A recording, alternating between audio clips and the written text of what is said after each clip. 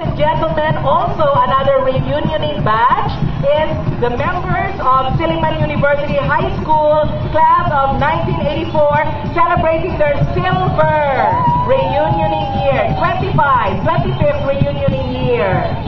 Members of SUHS class of 1984.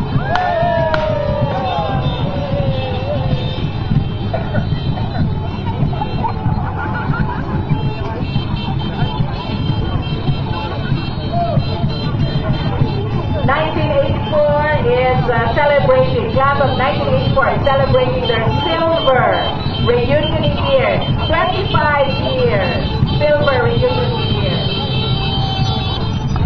Oh.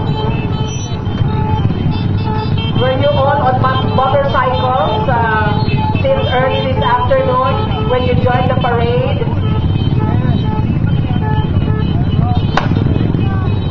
Congratulations, Silliman University High School class of 1989.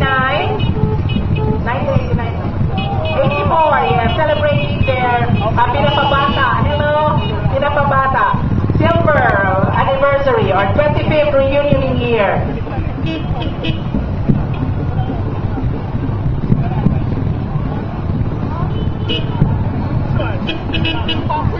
Still part of the contingent of SUHS.